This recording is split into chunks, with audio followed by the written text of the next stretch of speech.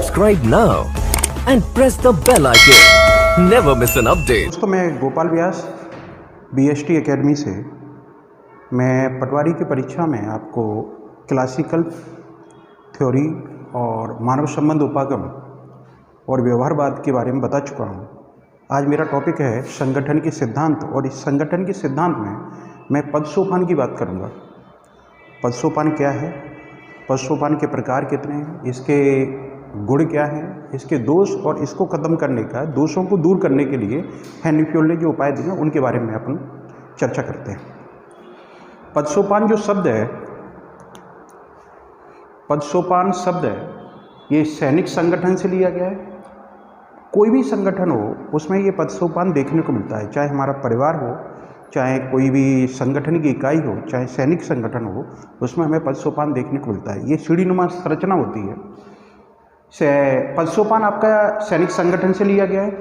दूसरा, अंग्रेजी का शब्द जो हायरार्की है, अंग्रेजी का शब्द जो हायरार्की है उससे ये निर्मित किया गया। उसका अर्थ होता है उच्चतर पर, उच्चतर का निम्नतर पर शासन, या ये शुद्ध भाषा में ये कहा जाए उच्च अधिकारी का निम्न अधिकारी पर शासन करना पद सोपान कहलाता है।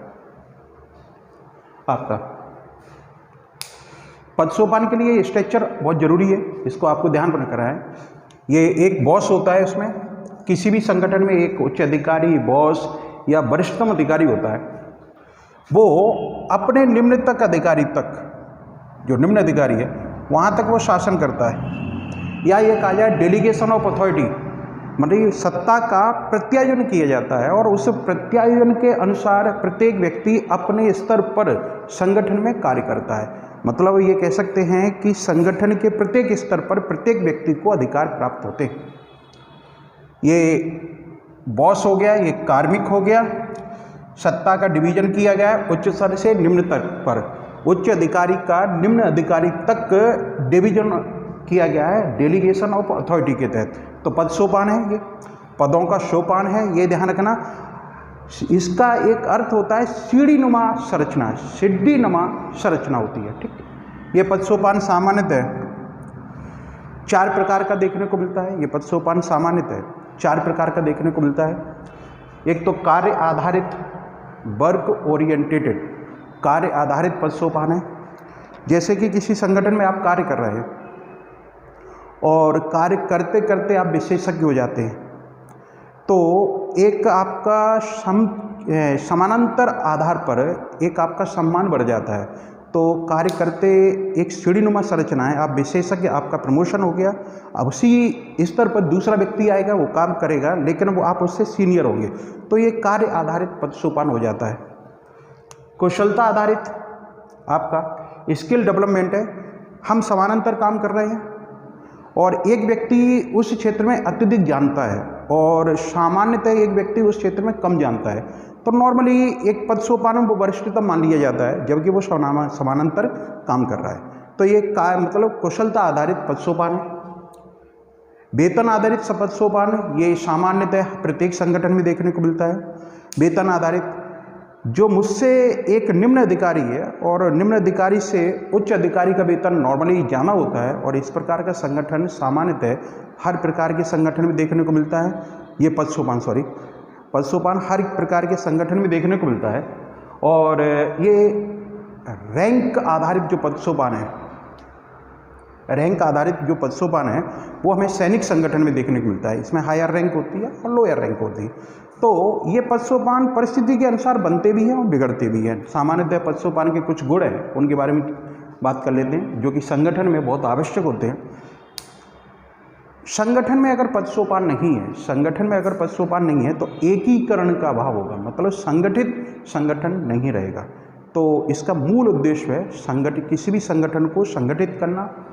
दूसरा, प्रत्येक संगठन में समन्वय स्थापित करना। टीम भावना का होना बहुत आवश्यक है कि तभी संगठन के उद्देश्यों को प्राप्त किया जा सकता है। इसीलिए समन्वय इसका दूसरा है।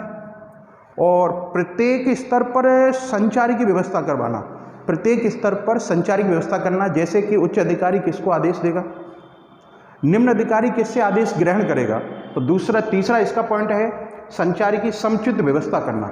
और लास्ट जो कि महत्वपूर्ण है, डेलीगेशन ऑफ अथॉरिटी, सत्ता का प्रत्यायोजन है। वरिष्ठतम से निम्नतर सत्ता ट्रांसफर होगी तो सत्ता का प्रत्यायोजन कहलाता है, जिसे सामान्य भाषा में डेलीगेशन ऑफ अथॉरिटी कहते हैं। इसके कुछ दोष भी हैं, पद सोपान के प्रत्येक संगठन के कुछ दोष हैं, उनके बारे में चर्चा करते हैं। पहला, कार्य में विलंब होगा, चूंकि औपचारिकता लागू है, कार्य प्रत्येक स्तर पर काम व्यक्ति कर रहा है तो कार्य में नॉर्मली विलंब होगा। नंबर 2, विलंब होगा तो भ्रष्ट लाल फीताशाही विकसित होगी। विलंब होगा तो सामान्य भाषा में लाल फीताशाही रेड टेप विकसित होगी और वो नियमों के अनुसार काम करेंगे।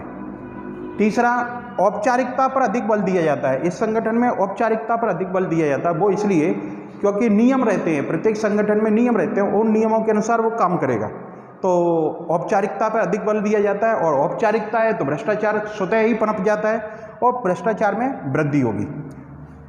अब इन दोषों को दूर करने के लिए, प्रत्येक संगठन में दोष हैं, उन दोषों को दूर करने के लिए हेनरी फ्योल ने एक गैंग प्लांक, पद सोपान में दोषों को दूर करने के लिए लेवल जंपिंग या गैंग प्लान एक आविष्कार किया था, एक विचार दिया था।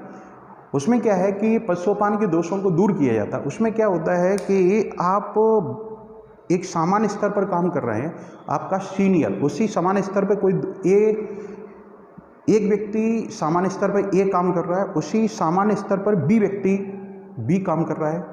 अब आप दोनों के बीच में कम्युनिकेशन नहीं है। अगर आप कम्युनिकेशन करेंगे ए और बी तो अपने वरिष्ठतम बॉस से बोलना पड़ेगा और बॉस फिर उस व्यक्ति से कम्युनिकेशन करेगा। पद सोपान में ये होता है। लेकिन क्या है कि गैंग प्लान में क्या है, दोनों समानांतर काम कर रहे हैं, आपको ए से बी से संपर्क साधना है, तो आप बॉस से जानकारी अपने, कहते हैं ना कि बॉस को जानकारी देते हुए आप बी से संपर्क साध सकते हैं, तो इसको कहते हैं लेवल जंपिंग। हेनरी फ्योल ने लेवल जंपिंग की बात की है, इससे पद सोपान के दोषों को दूर किया जा सकता है। इसके अलावा टेक्नोलॉजी भी है, इसके अलावा पर्सनैलिटी भी आ जाती है। कोई पॉजिटिव पर्सनैलिटी का व्यक्ति होता है, उस पर पद सोपान में जो दोष हैं वो जल्दी काम करवा लेते हैं। कोई नेगेटिव पर्सनैलिटी होता है, उसमें पद सोपान के दोषों के माध्यम से काम में विलंब होता है। लेकिन पद सोपान किसी भी संगठन में एक महत्वपूर्ण इकाई है और उसी के आधार पर उस संगठन की कार्यकुशलता और मितव्ययता में वृद्धि होती है, इफिशियंसी और इकोनॉमी में वृद्धि होती है। जय हिंद दोस्तों।